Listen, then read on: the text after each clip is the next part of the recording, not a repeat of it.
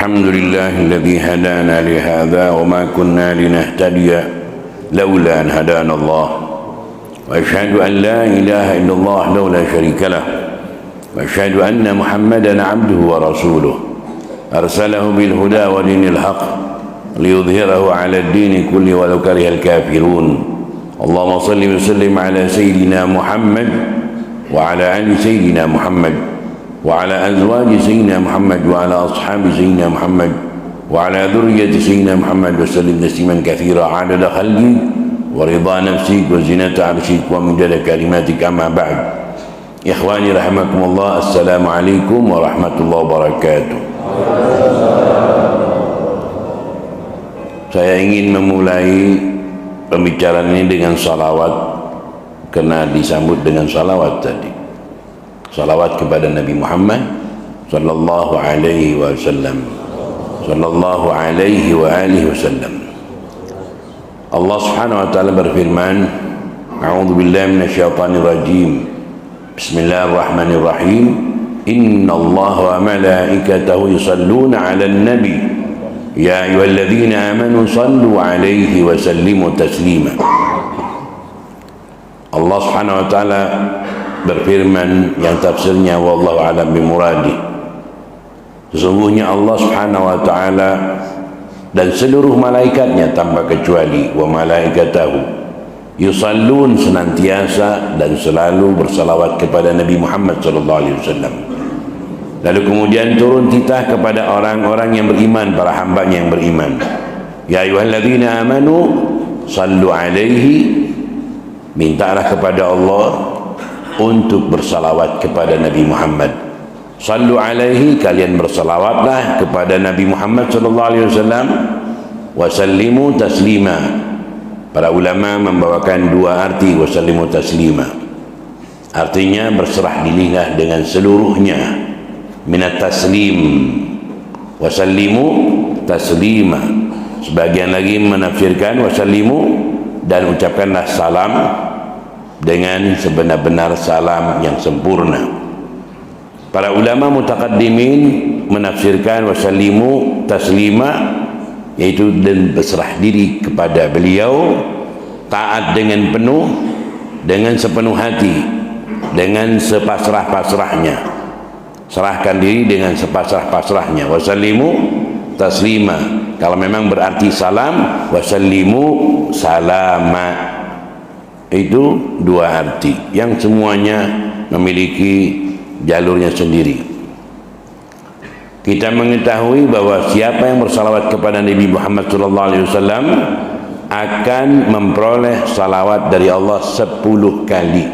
Jangan lagi 10, satu kali saja sudah untung dunia akhirat, karena ini salawat bukan daripada makhluk tapi daripada Khalik. Ganjarannya langsung dari Allah Subhanahu wa taala. Dan semua salam dan salawat kita itu disampaikan kepada Nabi Muhammad sallallahu alaihi wasallam dimanapun kita berada. Inna salatakum tu'radu alaihi. Sahabat bertanya, bagaimana ya Rasulullah, waqad arimta, kalau kau sudah meninggal?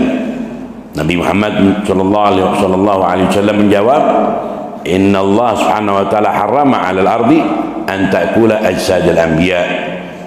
Allah mengharamkan kepada bumi untuk memakan jasad para nabi.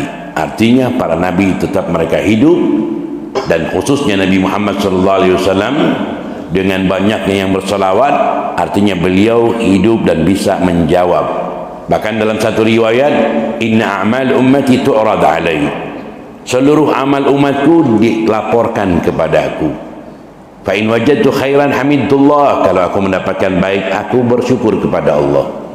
Tapi kalau aku mendapatkan lain daripada itu, maka aku mohon kepada Allah ampunan bagi mereka.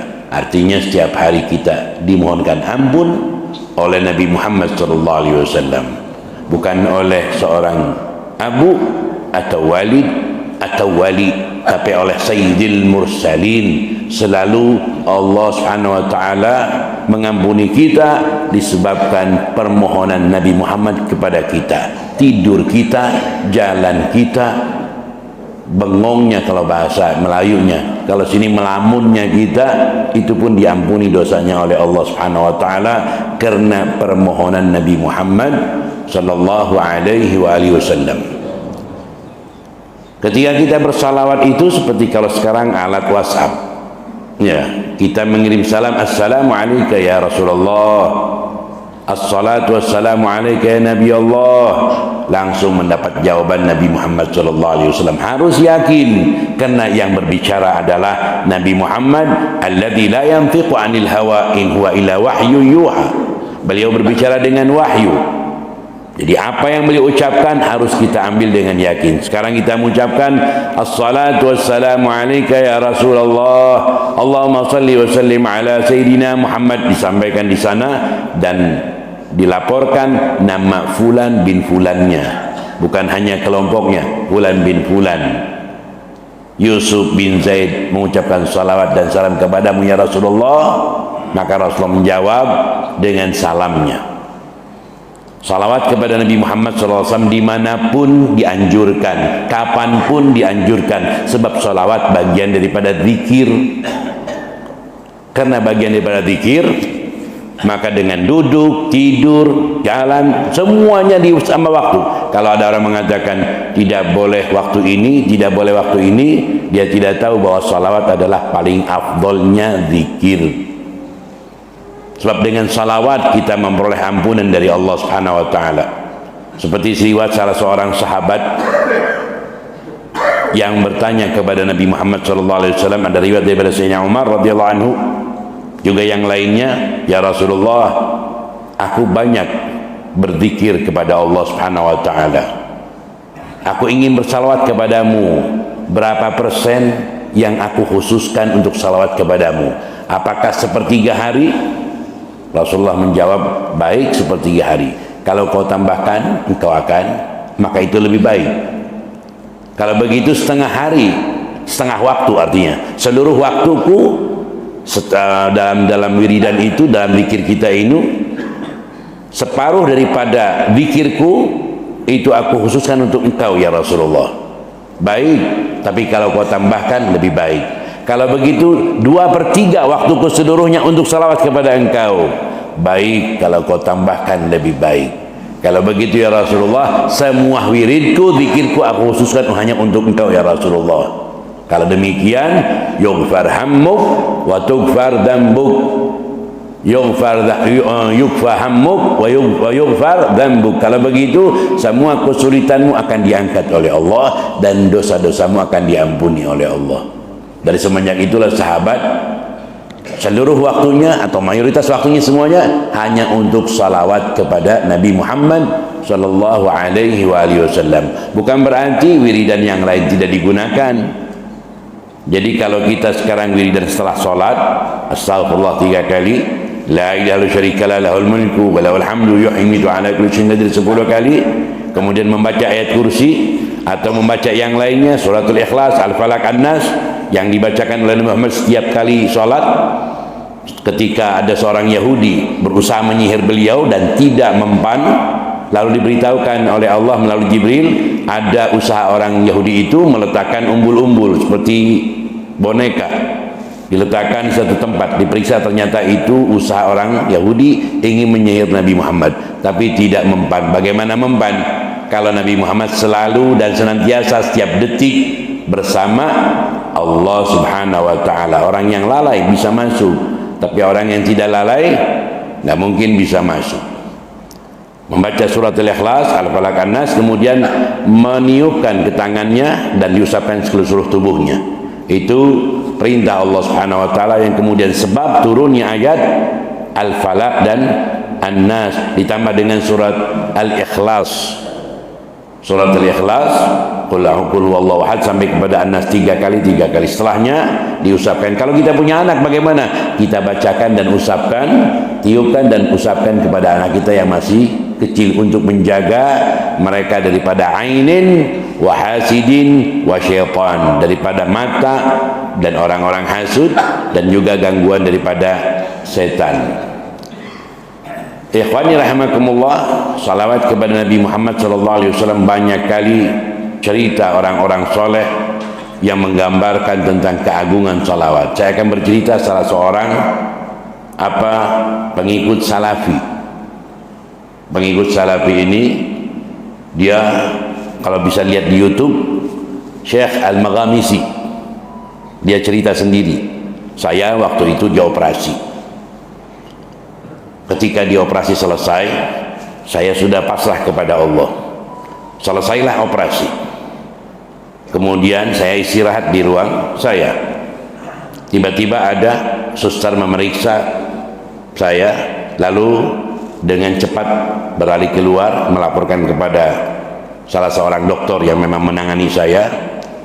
Lalu dokter itu datang dan melihat catatannya, memanggil teman-teman yang lain 3 orang, dan semuanya mengatakan, maaf ya Syekh, kita harus mengulang operasi Anda.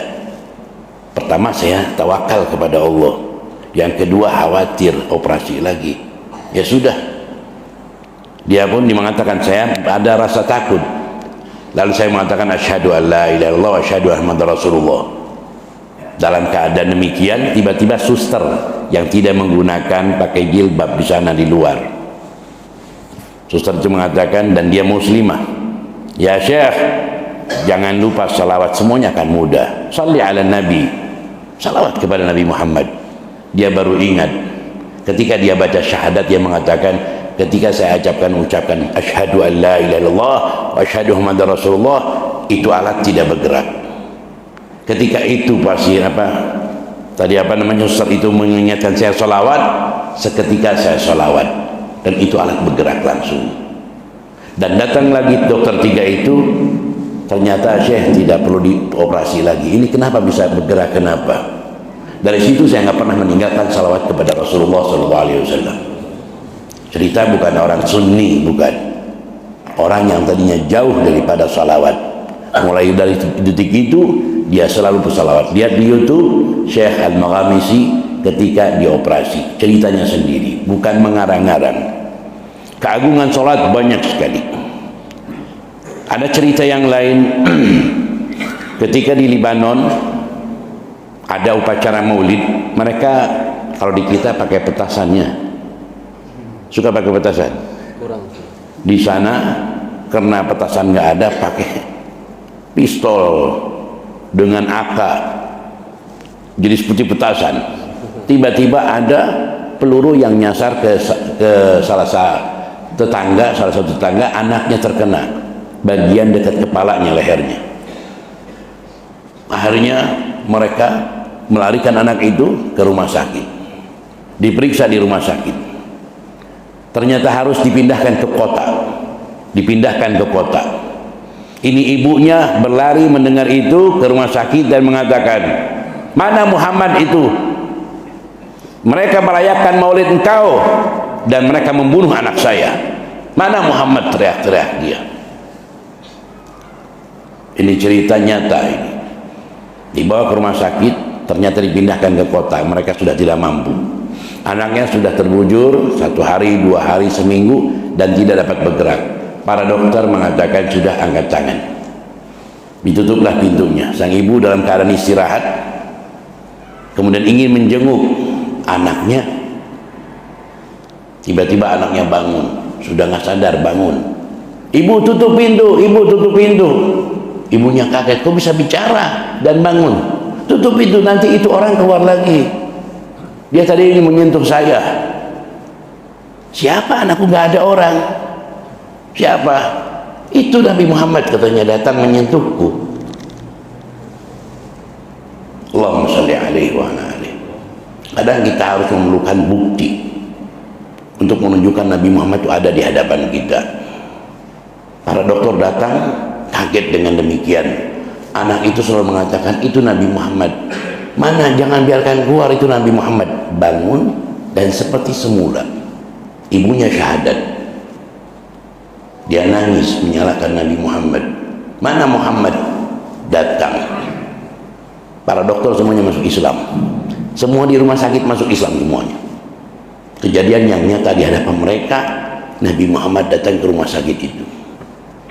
Kita Muslim jarang kita merasa yakin dengan apa yang diucapkan oleh Nabi Muhammad SAW. Ya ikhwani rahimakumullah, Nabi Muhammad SAW ada bersama kita. Kemarin saya berbicara di masjid, saya akan ulang. Seorang anak mengatakan, wahai ayah, aku mendengar dari ibu engkau mengadani telinga kanan dan qomat telinga kiri. Yang nyuruh ayah siapa? Nabi Muhammad SAW. Ayah, ketika engkau mencukur rambutku dan menimbang dengan emas, kemudian dengan timbangan itu disedekahkan, yang nyuruh siapa? Nabi Muhammad SAW. Wahai ayah, ketika aku kecil engkau kemudian memotongkan kambing akikah, yang nyuruh siapa? Nabi Muhammad SAW. Yang menyunat aku, yang nyuruh siapa? Nabi Muhammad SAW. Jadi ternyata ayah itu hanya wakil, hanya menjalankan perintah Nabi Muhammad. Iya anakku, yang mengurusmu adalah Nabi Muhammad, kita hanya sebagai perantara. Kalau seandainya diwujudkan, Nabi Muhammad ada di samping ayahnya. Wahai umatku, kau potongkan rambut, kau ada di sebelah kanannya, kau potongkan kambing untuk dia, kau sunat dia. Baik ya Rasulullah, baik ya Rasulullah. Hanya dengan perantara guru, kiai, walid dan abu, maka kita lupa kepada yang memerintahkan pertama siapa, yaitu Nabi Muhammad SAW. Bahkan tidur pun kita disertai oleh Nabi Muhammad. Anaknya bertanya, ayah, kenapa kau berdoa sebelum tidur, lalu setelah tidur pun bangun membaca doa? Pasti ini perintah Nabi Muhammad. Iya anakku.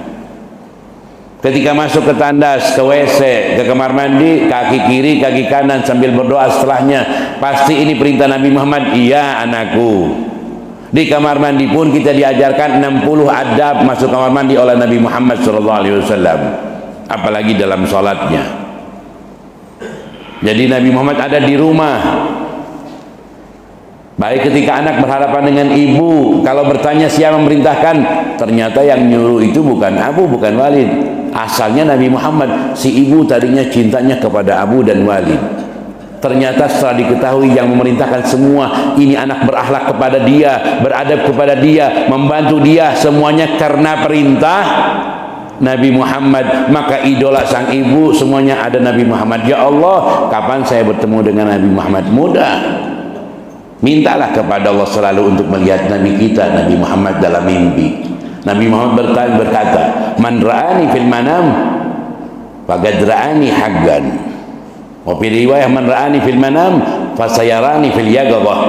Siapa yang melihatku dalam mimpi, maka dia benar-benar telah melihatku, bukan khayalan. Lianna syaitan la yatamatsala bi, karena syaitan tidak mungkin dapat menyerupai aku. Mintalah kepada Allah, bukan hanya bertemu dengan Abu atau wali, dengan para wali, tapi dengan Sayyidul Mursalin. Dibuka pintunya, ada kuncinya. Kenapa kita nggak buka kuncinya? Minta kuncinya. Setiap sedekah, ya Allah berikan saya mimpi Nabi Muhammad. Setiap istri membantu suaminya, ya Allah karena ingin melihat Nabi Muhammad. Kenapa kau baru-baru sekarang ini masak yang indah? Karena ingin Nabi Muhammad melihat. Suaminya, kenapa kau memberikan lebih? Karena ingin melihat Nabi Muhammad. Semuanya intinya ingin melihat Nabi Muhammad, yang dinyatakan dalam hadis, man ra'ani fil manam fasayarani fil yaqظah. Yang melihatku dalam tidur nanti di akhirat akan bertemu denganku. Nggak semua orang bisa bertemu. Dan dikatakan aqrabukum ilayya manzilatan aktsarukum alayya salatan. Paling dekat kalian di sisiku nanti di hari kiamat yang paling banyak salawat kepadaku. Sallu ala nabi. Allahumma salli wa sallim ala sayyidina Muhammad wa ala sayyidina Muhammad. Saya selingi dengan salawatnya. Sallallahu ala Muhammad, sallallahu alaihi wasallam, sallallahu ala Muhammad, sallallahu alaihi wasallam.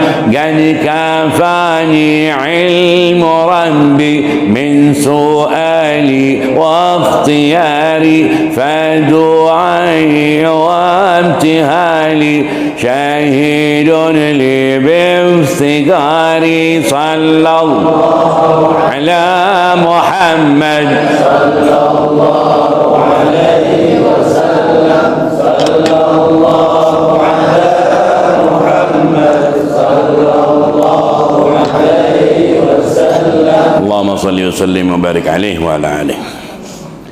Anak yang tadi bertanya kepada ayahnya, ayah, Ada satu perkara yang aku merasa heran.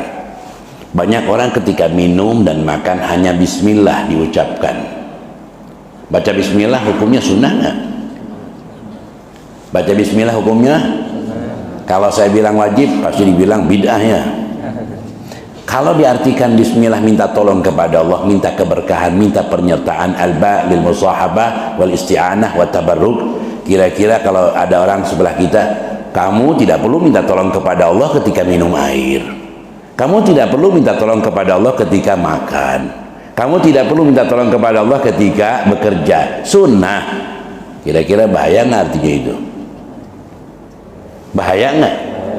Bahaya. Jadi walaupun sunnah jangan pernah ditinggalkan. Dikatakan sunnah rahmat bagi kalian, bukan bagi kita, bukan sebagai satu ancaman. Jadi Allah memberikan satu kemudahan. Kau tidak minta tolong kepadaku dalam minum pun nggak apa-apa. Tapi jangan lupa, kau dapat minum karena aku. Jadi si hamba tidak pernah meninggalkan bismillah.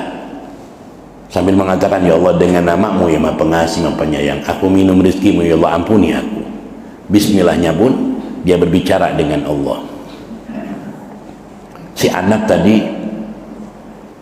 ketika masuk kamar mandi dan sebagainya, dia mengatakan ada hal yang aneh, wahai ayah. Orang-orang ketika minum dengan bismillah saja tanpa salawat, tapi aku melihat engkau dengan salawat. Bismillahirrahmanirrahim. Allahumma sholli ala sayyidina Muhammad wa ala sayyidina Muhammad. Kenapa? Ayahnya menjawab, demikian anakku. Ketika aku menyentuh dengan tangan kanan, aku ingat perintah Nabi Muhammad diperintahkan untuk minum dengan tangan kanan. Ini pikiran saya ada dalam benak saya sosok Nabi Muhammad. Ketika ingin minum karena panas, ingin ditiupkan, lupa sayanya. Nabi Muhammad tidak boleh meniup itu makanan atau minuman yang panas, tapi dikipasi dengan yang lain. Ya, ketika ingin minum sekaligus, saya ingat Nabi Muhammad mengatakan jangan minum sekaligus, tapi dengan bertahap minumnya. Dan setelah minum saya mengucapkan alhamdulillah, saya ingat yang memerintahkanlah Nabi Muhammad. Ketika dalam pikiran saya ada sosok Nabi Muhammad yang memerintahkan ini, saya teringat dengan satu hadis. Man dzukirtu indahu falam yusalli al bakhil, man dzukirtu indahu falam yusalli alaihi. Orang yang pelit itu yang diingatkan tentang aku, dia tidak salawat kepada aku. Jadi ketika aku minum dengan bismillah, aku teringat Nabi Muhammad, aku salawat. Aku tidak ingin dianggap oleh Nabi Muhammad sebagai orang yang bakhil. Sebab yang mengajarkan kebaikan ketika minum adalah Nabi Muhammad SAW. Jadi kira-kira kalau pulang ke rumah minum pakai bismillah, salawatnya kira-kira. Yang ingat pasti salawat, yang tidak ingat bismillahirrahmanirrahim. Bahkan yang ketika minum pun tanpa ada komunikasi hatinya dengan Allah Subhanahu wa taala. Bismillah hanya membaca, tidak meminta. Bismillahnya ketika minum hanya membaca, tidak disertai minta keberkahan, pertolongan kepada Allah Subhanahu wa taala. Bismillahirrahmanirrahim, hatinya berbicara kepada Allah. Ya Allah dengan namamu, bismillahirrahmanirrahim, asyrab ni'amak abdukal asi, yashrab ni'amak Ighfirli. Ya Allah dengan namamu yang maha pengasih, maha penyayang, hambamu ingin minum rizkimu, hambamu yang banyak maksiat ingin minum rizkimu, ampuni aku ya Allah. Dalam riwayat Nabi Musa berbicara kepada Allah, ya Allah, saya melihat di Suhuf ada sekelompok umat, mereka itu diampuni dosanya olehmu hanya karena makan dan minum. Siapa mereka ya Allah? Mereka umat Muhammad. Sallu ala nabi, Allahumma salli alaihi wa ala alihi. Ya Allah, bagaimana kau ampuni dosa mereka hanya karena makan dan minum? Mereka tidak minum, tidak makan kecuali mengucapkan namaku, dan setelah makan minum dia memujiku. Aku ampuni dosa mereka karena itu.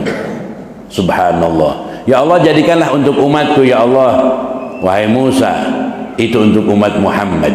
Makan minumnya pun kita diampuni dosanya oleh Allah. Subhanallah.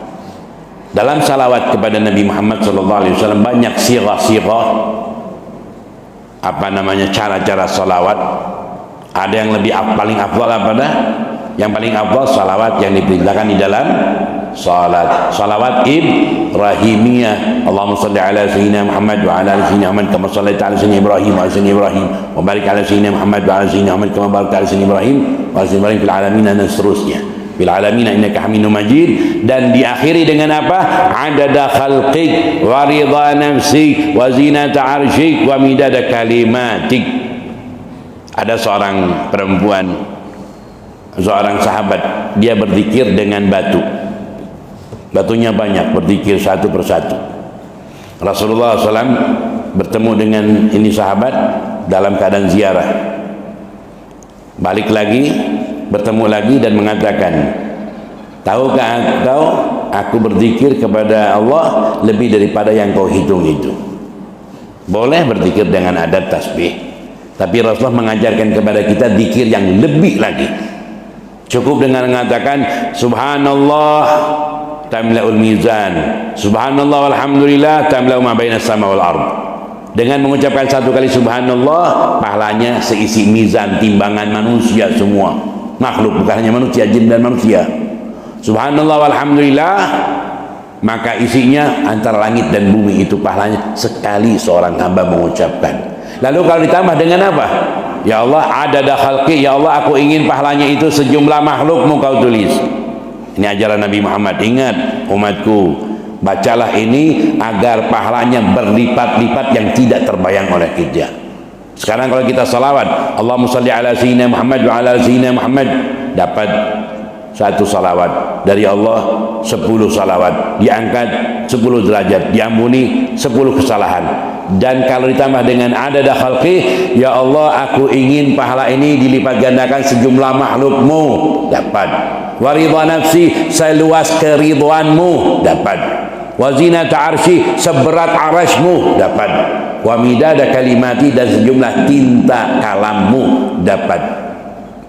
Makanya dalam ibadah pun memerlukan politik.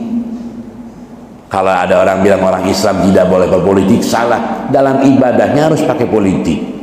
Salat masuk ke masjid 2 rakaat, pahalanya bisa 4. Masuk ke masjid, tahiyatul masjid, kemudian niat wudu, kemudian niat salat isyraq, kemudian niat salat taubat, kemudian niat salat hajat. 2 rakaat saja sudah dapat 5 waktu salat. Masya Allah. Yang satu lagi tanpa ada politik, nggak punya ilmu, salat 2 rakaat tahiyatul masjid, nggak lebih nggak besar. Kitabnya yang sebelahnya banyak, yang satu kitabnya hanya 1. Tapi jangan salat pada waktu yang diharamkan oleh Allah Subhanahu wa taala. Kita tahu para ulama mengajarkan ada 5 waktu salat, yang 2 diharamkan, yang 3 diperbolehkan. Dan salat-salat itu, salat sunnahnya ada 5 macam salat sunnah yang dibicarakan di sini. Pertama, yang berwaktu. Salat yang berwaktu tidak diharamkan. Setelah salat subuh, saya lupa qobliyah subuh, boleh. Setelah salat subuh, lupa qobliyah subuh, boleh dilaksanakan setelah salat subuh. Setelah salat asar, lupa qobliyah asar, boleh dilaksanakan setelah asar. Itu salat sunnah yang berwaktu. Yang kedua, salat sunnah yang bersebab. Sebab itu ada 3. Ada sebabnya dahulu, sebabnya belakangan, sebabnya berbarengan. Kalau sebab yang dahulu bagaimana? Kita masuk masjid dulu atau tahiyatul masjid dulu? Kita masuk ke masjid, ingin tahiyatul masjid di luar atau di dalam? Setelah masuk baru tahiyatul masjid. Namanya sebabnya lebih dahulu. Kalau ingin kita musafir ke Jakarta, pergi haji, ingin safar, sebabnya dahulu atau salat dulu? Baru salat dulu, baru safar. Nggak ada namanya salat safar, setelah safar. Salatnya sebelum safar, namanya sebabnya belakangan. Ada salat istikharah, maka dikatakan salat istikharah, salatnya berbarengan. Salat yang berwaktu, salat yang bersebab, salat yang tidak bersebab dan tidak berwaktu. Yang diharamkan dalam agama hanya 2 salat. Salat yang tidak berwaktu dan bersebab, tiba-tiba ada orang masuk ke sini ingin salat, kita tanya, kamu ingin salat apa? Salat sunnah. Namanya apa? Salat sunnah saja. Nah, ini haram, nggak boleh. Nggak boleh di 5 waktu. Yang dibagi 2, yang 5 ini dibagi 2. Yang satu berhubungan dengan waktu, yang satu lagi berhubungan dengan perbuatan. Misalkan kita sudah sholat subuh sekarang, boleh nggak sholat sunnah yang tidak punya nama, nggak berwaktu dan bersebab? Nggak boleh. Tapi ada orang masuk belum sholat subuh.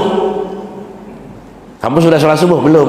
Saya ingin sholat sunnah, boleh. Sebab dia belum sholat subuh, artinya yang berhubungan dengan pelaksanaan. Asar pun demikian. Misalkan waktu asar Setelah sholat asar ingin sholat 2 rakaat yang tidak bernama, mutlaqah namanya, sholat sunnah mutlaqah. Ingin sholat sebelum sholat asar boleh, setelah sholat asar diharamkan.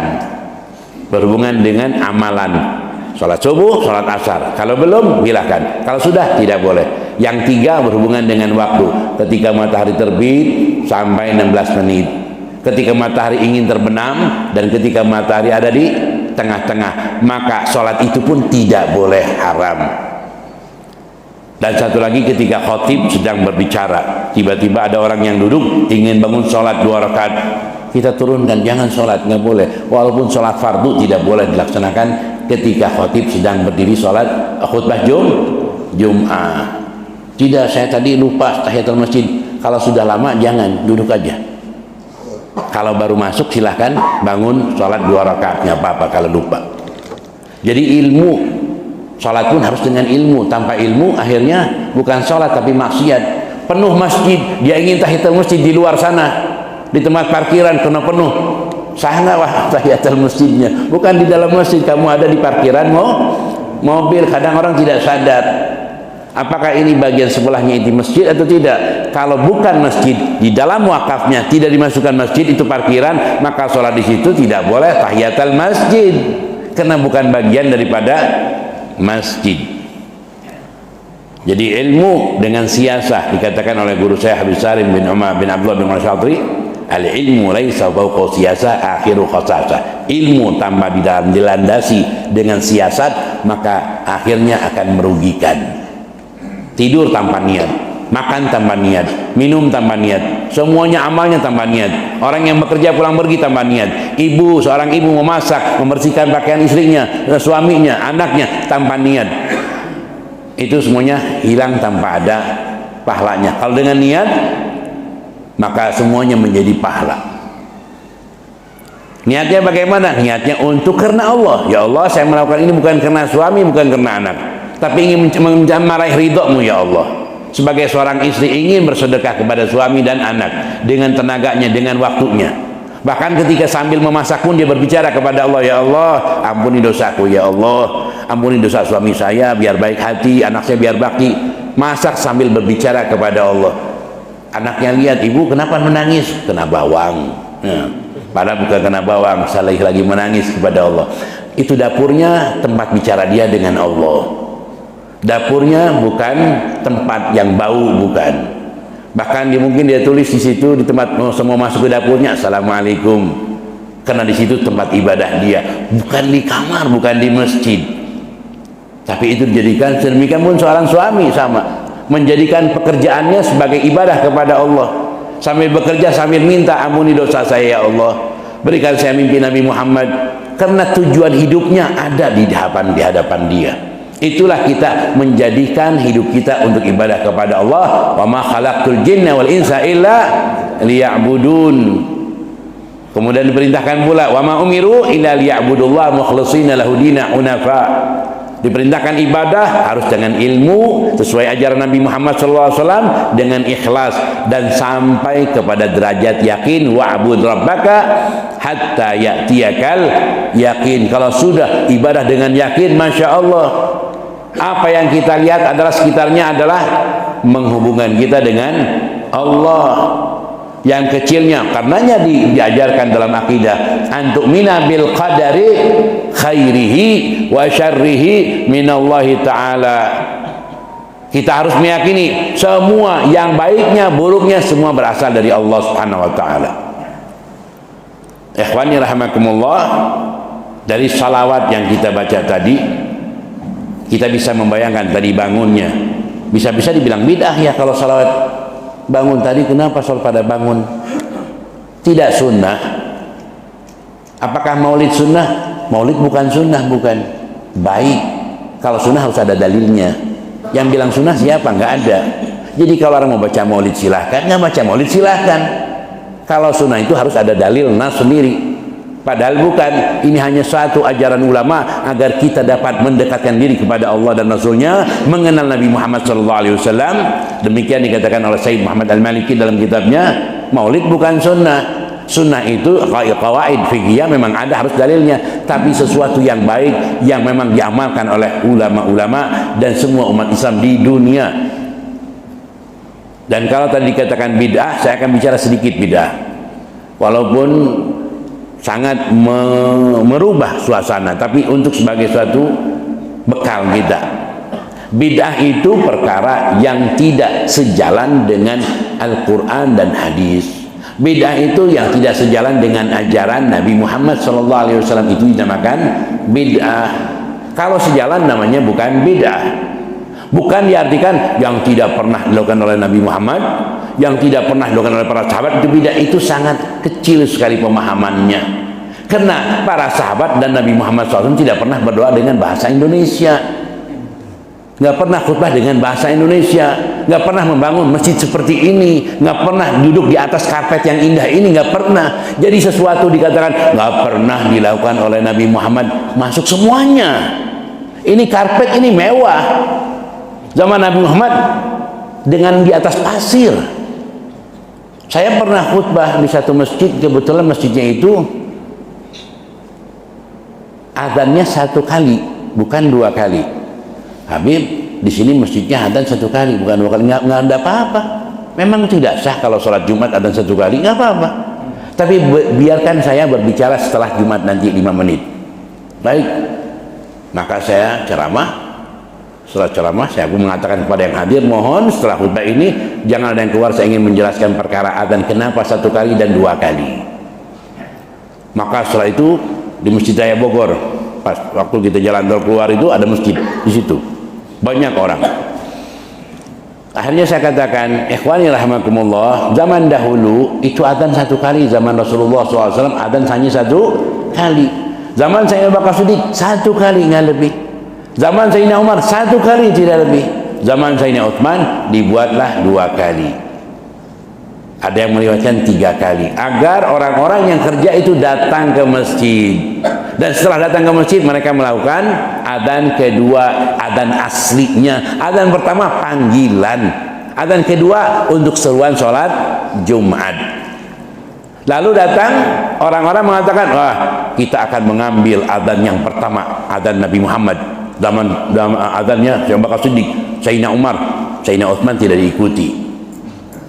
Bukankah Nabi Muhammad mengatakan alaikum bisunnati wa sunnatul khulafa ar-rasyidin min ba'di, semua sahabat ya, wah, kita pilih ini dulu. Jujur karena agama atau kepentingan kalian? Kalau jujur karena agama, harus dikatakan pula zaman Nabi Muhammad masjidnya dari pohon korma, lantainya dari tanah. Kemudian zaman Sayyidina Abu Bakar Siddiq masjidnya pun sama, tidak dirubah, dari pohon korma, atapnya dari daun korma. Zaman Sayyidina Umar sama, tidak berubah. Zaman Sayyidina Utsman dirubah menjadi tembok semua. Bagian temboknya kalian ngikutin Sayyidina Utsman, bagian adzannya ngikutin Rasulullah dan Sayyidina Abu Bakar Siddiq. Jujur kepada masyarakat, mengatakan, hei masyarakat, bagian bangunan kita mengikuti Sayyidina Utsman, bagian adzannya ngikuti Sayyidina Abu Bakar Siddiq. Bicara begitu, jangan mengatakan kita mengikuti sunnah Nabi Muhammad. Jangan bohongi masyarakat. Kalian memilih ini karena pilih-pilih, bukan karena agama.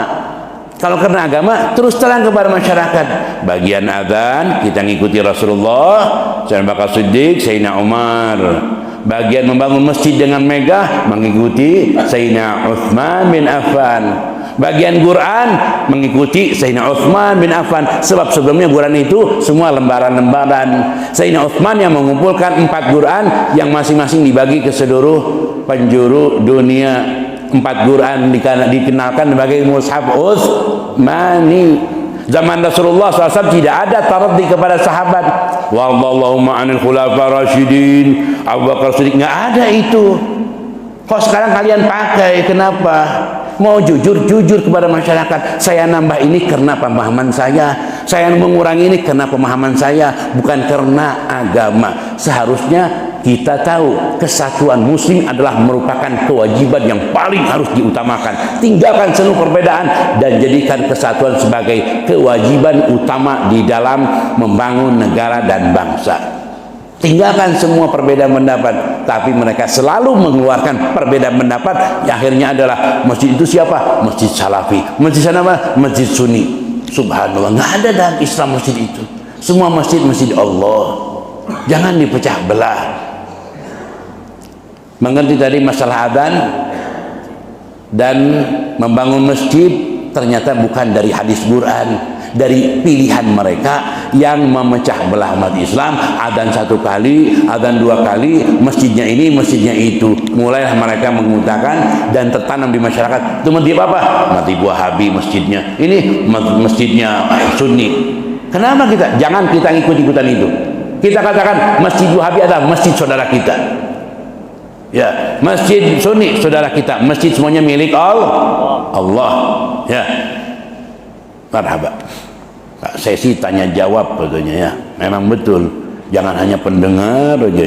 Ya, tapi tidak ada pertanyaannya. Itu kesimpulan daripada masalah bid'ah. Kalau dihitung di semua masjid itu bid'ahnya banyak sekali. Seperti keropak sumbangan ketika khutbah dibagikan, nggak boleh, berhentikan itu. Di sini nggak ada ya, nggak ada sumbangan keropak itu, nggak ada. Nggak dijalankan. Nah, lagi khutbah tidak boleh, sebab jelas bertentangan dengan larangan. Faman lagha fala jum'atalah. Itu satu. Bentar lagi, dikit lagi. Masalah bid'ahnya banyak. Kita ini melakukan bid'ah banyak. Makanya dituduh bid'ah memang benar. Ya, bid'ah softnya renggang, tidak ada rapat. Sawu sufakum, merapatkan barisan. Kitanya biasa aja. Jadi kalau setan Musa masuk bolak-balik, mereka betul soft kita ini tidak rapat. Bahkan Nabi Muhammad mengancam, rapatkan barisan kalian. Kalau tidak Allah akan memecah belah hati kalian. Yang mereka tuduhkan kita perbaiki. Jangan pengen, wah kita salah, mereka salah. Tidak. Kita harus lihat diri kita. Seperti kalau di Jawa itu banyak memukul ketimbring atau apa namanya? Dufufnya di masjid. Nggak bagus. Bagusnya di luar masjid, di situ. Di lapangan yang membuat dufufnya. Jangan dalam masjid. Jangan kemudian enggak apa-apa di masjid. Yang bilang nggak apa-apa siapa? Tanya ulama. Masjid itu untuk sholat, bukan bakal untuk ketimbringan atau dufuf. Di luar masjid dibuatnya. Suaranya di sini nggak apa-apa. Ya, wallahu alam bissawab. Silakan bertanya. Setelah kita mendengarkan kajian dari Habib, barangkali ada jamaah yang ingin bertanya atau berdiskusi, kami persilakan.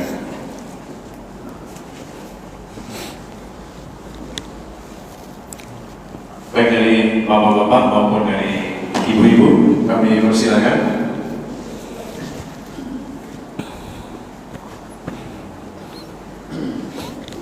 Belum ada? Ya, silakan.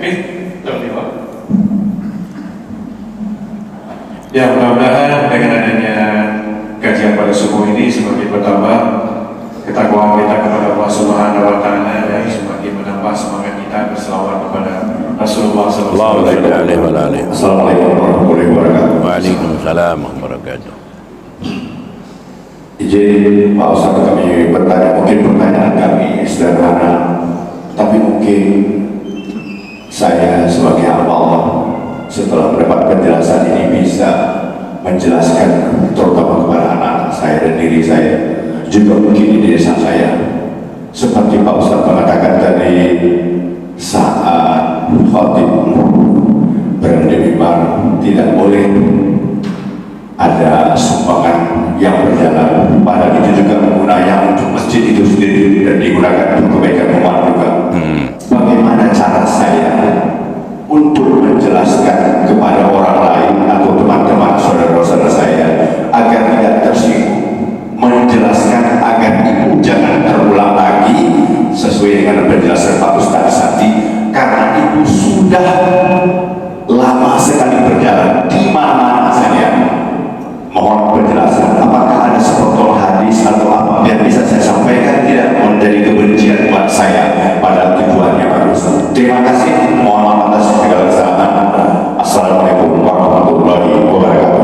Waalaikumsalam warahmatullahi wabarakatuh. Satu dulu ya.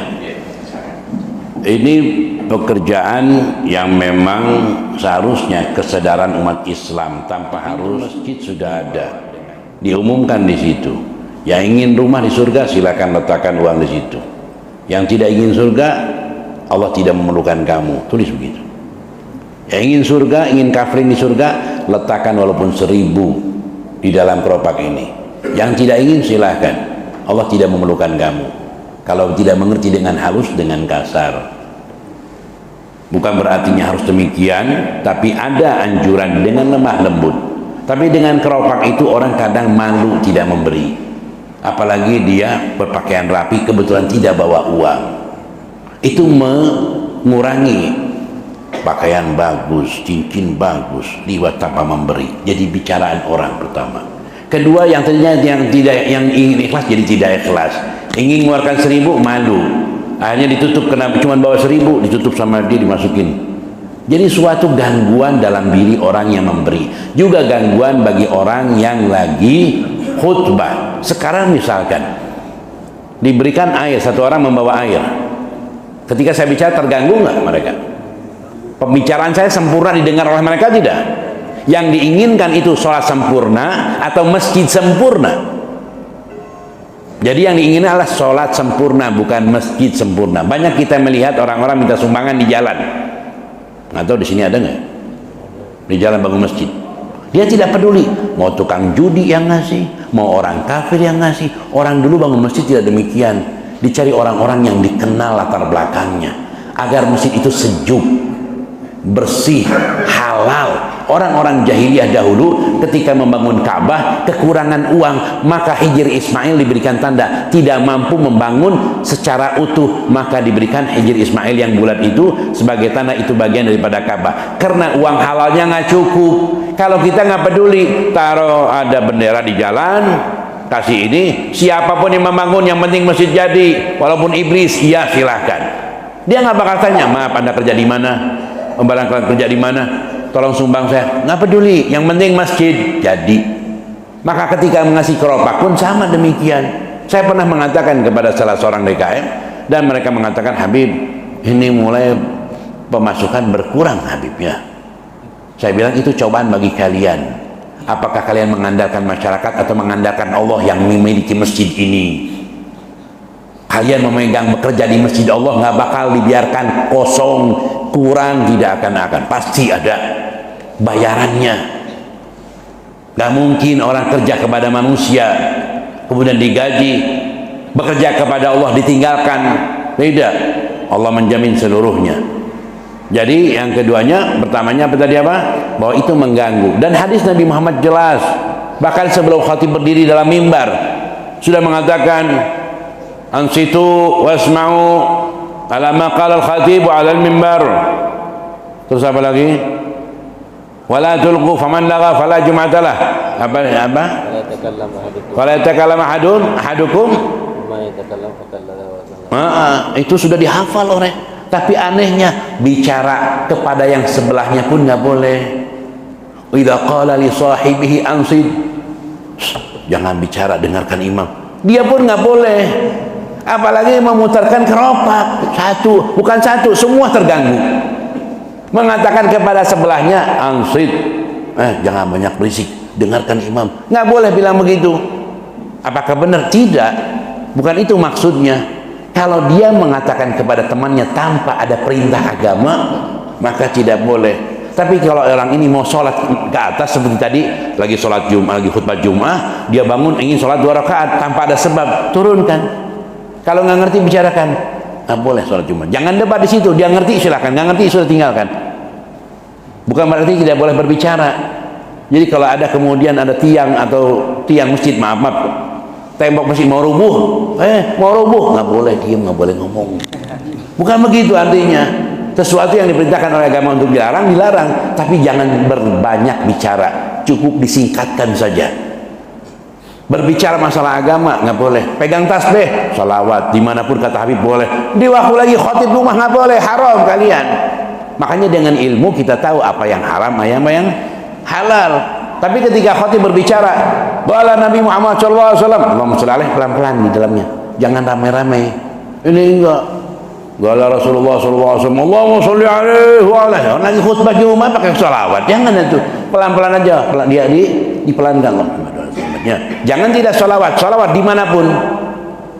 Tapi ketika suaranya dikeraskan, jangan. Jadi kembali kepada tadi, terima kasih pertanyaannya. Pelan-pelan. Semua perkara memperingatinya, memberitahukannya pelan-pelan.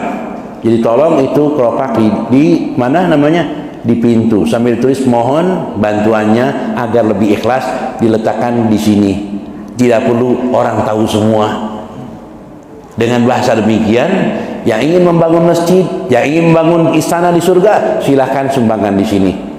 Ya, karena panitia melarang keropak berjalan demi menjaga keikhlasan masing-masing, maka diletakkan dengan sembunyi. Ya, siapkan taruh. Ya, itu dengan ikhlas. Demikian ya jawaban pertamanya. Wallahu a'lam. Alhamdulillah sangat jelas jawaban dari Habib. Suatu kebiasaan yang sama sudah turun-temurun, bisa Allah kita ubah pelan-pelan. Mudah-mudahan jamaah pun dapat mengerti. Baik, kami buka kesempatan berikutnya kepada jamaah. Ya, silakan.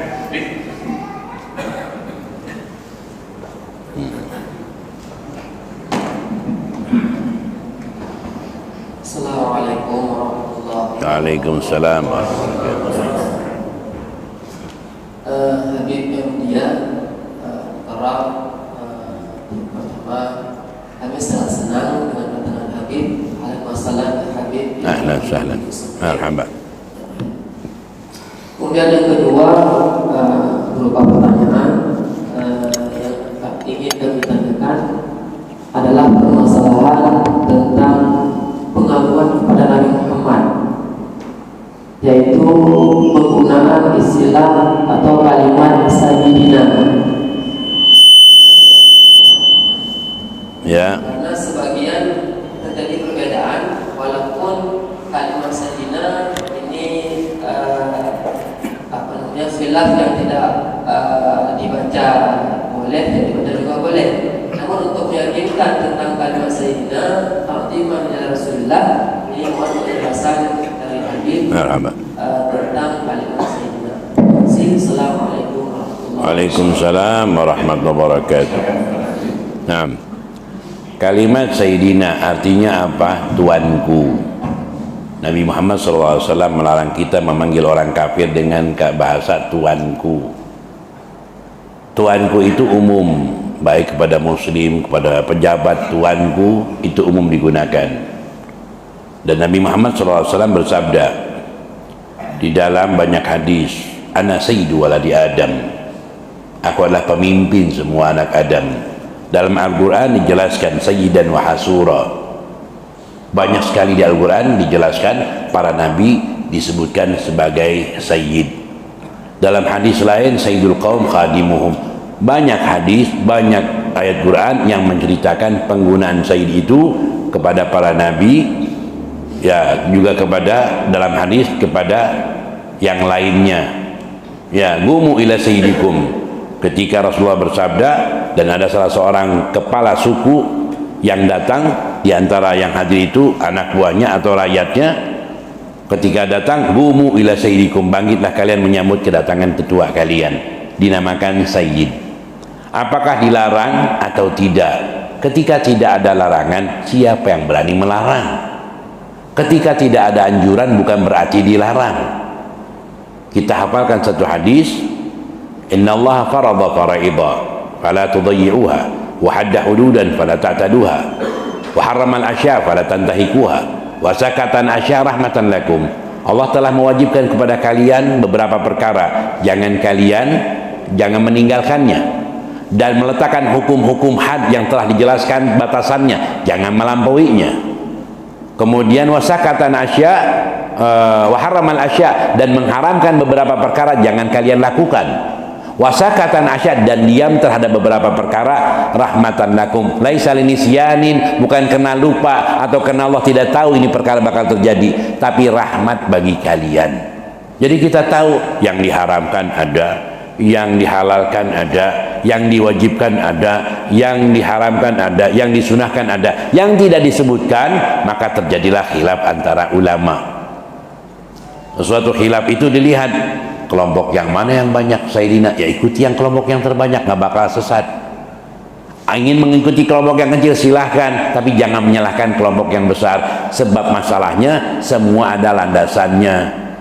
Apakah ada hadis yang mengatakan Allahumma sholli ala Sayyidina Muhammad? Tidak ada.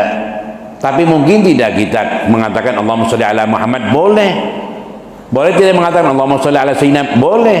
Yang tidak boleh itu yang menyalahkan. Atas dasar apa dia mengatakan haram? Atas dasar apa dia melarang Sayyidina? Padahal penggunaan itu dalam masyarakat semuanya umum bisa menggunakan. Enggak, di sini menambah kalimat Sayyidina dalam salawat. Di dalam salawat dengan menambah Sayyidina. Apakah ada larangannya? Tidak larangan. Kamu tidak berhak melarang. Agama yang berhak melarang. Kembali kepada tadi, bukan semua yang tidak dilakukan oleh Nabi Muhammad SAW sebagai bid'ah. Itulah landasan. Bukan semua yang tidak pernah dilakukan oleh Nabi Muhammad sebagai bid'ah, tapi yang tidak sesuai dengan ajaran Nabi Muhammad adalah bid'ah. Contohnya tadi ketika khutbah Jumat pakai taradhi kepada sah. Kenapa kau tidak bicara ini? Ada tidak zaman Rasulullah? Wardallahu ma'anil khulafa rasyidin Abi Bakar Siddiq, ada nggak? Zaman Sayyidina Bakar ada nggak? Kenapa kau pakai itu bid'ah? Wah, itu sih nggak apa-apa. Bagian kamu nggak apa-apa, bagian kita bilang bid'ah. Kemudian doa lagi, ya Allah ampuni dosa umat Islam dan sebagainya. Ya, dalam khutbah Jumat itu banyak tambahannya. Yang tambahan-tambahannya kita kira sekarang kalau mimbar itu berapa tingkat di sini? Berapa tangga? Apakah mimbar Nabi Muhammad seperti ini atau tinggi? Lihat datang ke Madinah coba, tinggi nggak? Tinggi. Kalau gini apa? Ini mimbar bid'ah, ini tidak sesuai dengan sunnah Nabi Muhammad. Bukan, kalau tinggi takut jatuh katanya. Dahulu kalau orang adzan tuh di atas atau di bawah? Di atas. Sekarang ada nggak yang khutbah di atas menara? Nggak ada. Kalau begitu bid'ah. Bagian kalian bukan bid'ah, bagian kita bid'ah. Di masjid saya bicarakan ada 10 lebih bid'ah yang terjadi di kita. Apalagi masjid-masjid yang megah, kalau kencing berseberangan sebelah dengan laki sambil ngobrol. Sunnah ini banyak ada di kota-kota, banyak begitu. Insya Allah di sini nggak ada ya? Nggak ada ya? Kencing ada sebelahan, ngobrol di situ berdua. Padahal untuk menjauh, tapi itu terjadi di masjid-masjid yang di situ maksiat terjadi. Jadi banyak sekali bid'ah yang terjadi, tapi kita tidak mengatakan bid'ah. Kalau jual beli ikan saja, saya katakan kalau jual beli ikan yang kering, ikan yang basah, beda nggak? Ikan basah ada airnya nggak? Kalau 1 ton itu airnya berapa kira-kira? 1 ember ada lebih? Itu ghish bukan? Tipuan bukan? Maka kalau beli ikan yang basah, jangan dengan dikilo, tapi dengan per ekor. Sebab ada airnya. Kalau beli ikan kering nggak apa-apa per kilo. Kamu beli ikan dari kolam, nih, dikumpul 1 kilo, airnya banyak situ ya. Pas dikeringkan ternyata airnya bisa 3 liter 4 liter itu. Kalau dihitung-hitung 30.000, 120.000 itu airnya kena. Kalau 1 ton bisa 1.200.000 itu, tinggal dikali. Tapi kita peduli dengan itu? Nggak ada yang peduli. Ayam dalam hidup ditimbang, tinggal diisi air jadi kilonya lebih besar.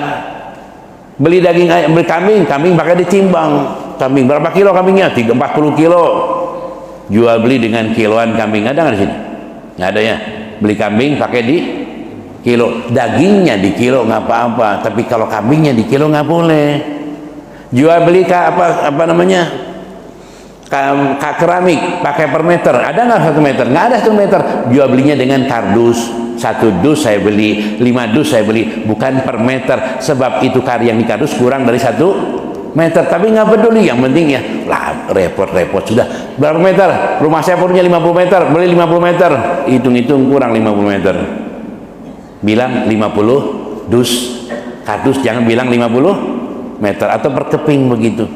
Jadi banyak sekali yang kita alami dan kita nggak peduli. Bahkan sholat, seorang wanita pakai make up sudah 20 tahun baru tahu. Saya baru tahu make up menghalangi air wudhu masuk ke kulit, baru tahu. Qadha semua tiap rumah waktunya, 20 tahun qadha semua. Nggak bisa, tidak sah. Siapapun di dunia ulamanya mengatakan tidak sah. Kalau dia hidup di tengah ulama, lain lagi baru masuk Islam dimaafkan, atau tinggal di gunung nggak pernah mendengar Islam dimaafkan. Itu ya, wallahu alam. Jadi kesimpulannya tadi apa? Bid'ah itu definisinya harus kita tahu, sesuatu yang tidak sesuai dengan ajaran Nabi Muhammad, bukan yang tidak pernah dilakukan oleh Nabi Muhammad. Kalau begitu khutbah tarawih bid'ah dong. Ya. Dan nanti khutbah sholat adzan yang di bawah juga bid'ah. Kamu meninggalkan sunnah Nabi Muhammad, adzan di bawah, harusnya di atas. Ya, karena orang dulu itu orang-orang jujur, di atas tidak sambil menengok tetangga. Kalau sekarang banyak orang yang matanya jahat, naik ke atas sambil lihat orang tetangga ya.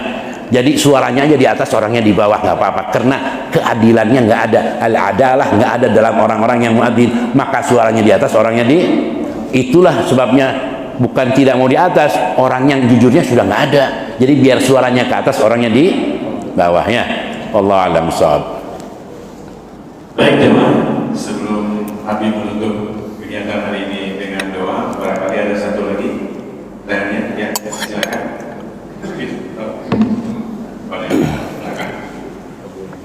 Dan setelah ini nanti Habib akan menutup kajian subuh kita dengan pembacaan doa.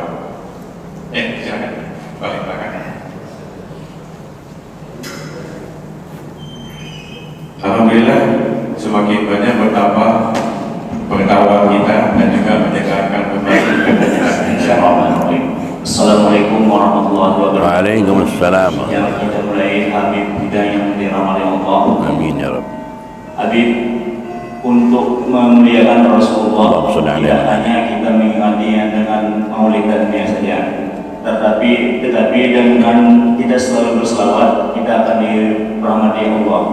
Pertanyaan Habib, bagaimana hukumnya dengan kita ada salah satu media, salah satu profesor kita mengatakan Rasulullah tidak dijamin masuk surga.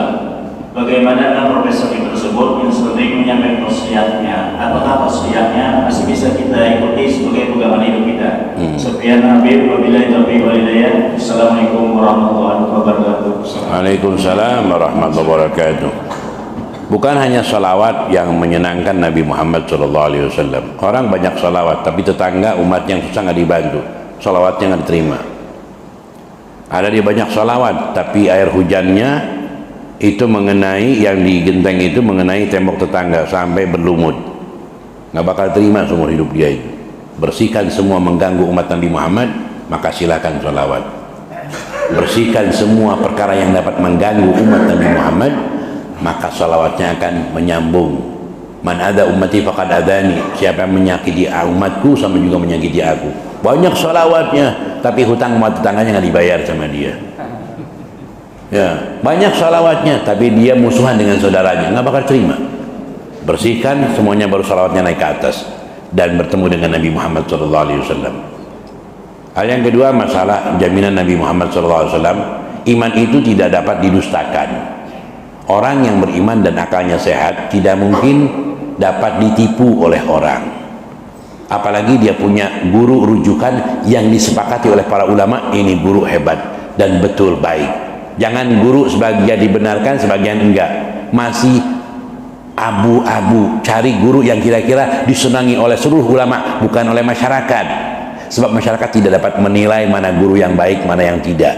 Ambillah penilainya melalui para ulama. Ya, seperti kalau saya katakan Ustaz Abdul Somad baik nggak? Baik. Kata siapa? Masyarakat. Nah, kata ulama, ya betul juga kata ulama. Ikuti dia. Ya, contohnya begitu. Jadi apa? Ketika ada Nabi Muhammad tidak dijamin surga, nggak perlu debat. Iman sudah menolak.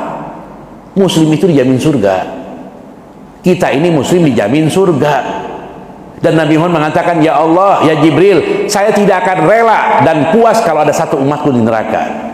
Jangan lagi Nabi Muhammad, umat Nabi Muhammad dijamin man mata ala la ilaha illallah dakhalal, man mata ala la ilaha illallah dakhalal jannah, yang meninggal dengan la ilaha keyakinan la ilaha dakhalal jannah. Kamu bicara Nabi Muhammad, mungkin tetangga saya kok katakan tidak dijamin surga. Saya bisa mengatakan dijamin surga kalau dia meninggal muslim. Jangan bicara Nabi Muhammad, jangannya. Iman sudah jelas. Kadang orang tidak jelas ketika tidak duduk dengan ulama, akhirnya bingung. Kenapa ya? Nabi Muhammad kok dibilang nggak dijamin surga? Benar juga ya. Bapak ibu Muhammad di neraka. Bapak dan ibu Nabi Muhammad di neraka. Masya Allah.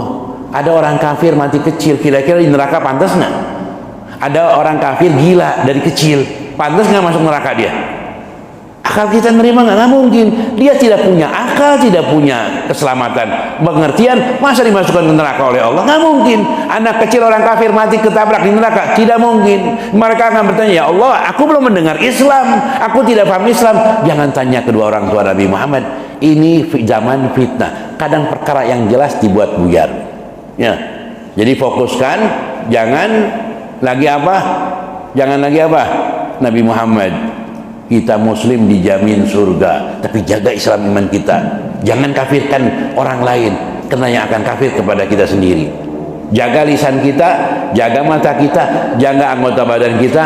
Kita muslim, dan jagalah ku anfusakum wa ahlikum nara. Ya. Jadi ada perkara-perkara yang memang nyata jelas, nggak perlu jawabannya, nggak perlu dipertanyakan.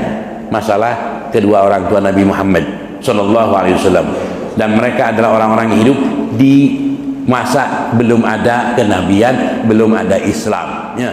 Assalamualaikum warahmatullahi wabarakatuh.